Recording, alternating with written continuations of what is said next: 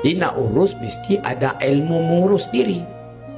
Nak urus pikiran, ilmu apa? Ilmu tauhid. Nak urus perasaan, ilmu apa? Ilmu tasawuf. Nak urus perkataan perbuatan kita, ilmu apa? Ilmu fiqh.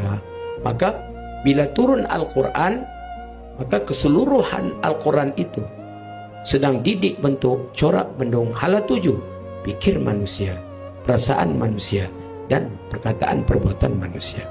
Maka mencakupilah Al-Quran itu pada tiga sudut: tauhid, tasawuf, dan fiqh. Sebab tu orang ni kena ada sufi, kena ada tasawuf. Tasawuf bukan makna tasawuf teori. Hak dia belajar dalam kitab penawar bagi hati saja. Tak. Yang dipelajari dalam kitab-kitab tasawuf yang masyhur. Tak, tasawuf adalah amal. Tasawuf adalah amal.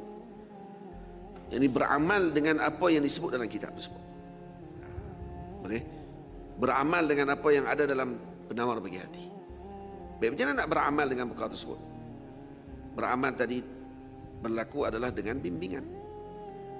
Kita belajar kitab tasawuf daripada guru tasawuf yang mengajak guru tasawuf tadi, adakah dia juga beramal dengan tasawuf tersebut? Atau dia hanya sekadar mengajarkan ilmu tasawuf tadi?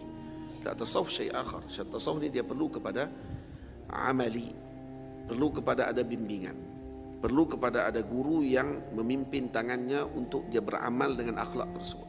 Kalau tidak, dia tak mampu. Dia tak akan mampu untuk beramal dengan akhlak tadi hanya sekadar dengan mujarad qiraah, bacaan sahaja semata-mata. Kamu beli 3 kitab tasawuf, balik baca, tanpa ada guru yang membimbing, takut lagi habis baca kitab tu kita kata patutlah orang kampung ni banyak tak betul.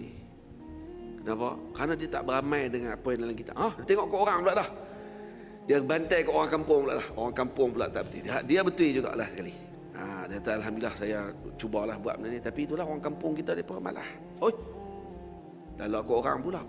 Maknanya tidak lagi kamu belajar kitab tasawuf dan bukan lagi kamu mengamalkan tasawuf.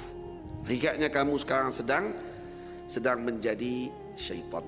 Faham? Kamu sedang menjadi syaitan pada waktu tersebut kerana tanpa guru. Maka kerana itu para ulama sufi mengatakan, man la syaikha lahu fasyaitanu syaiqun lah. Fasyaitanu syaiqan lahu. Siapa yang tidak ada guru, maka syaitanlah gurunya.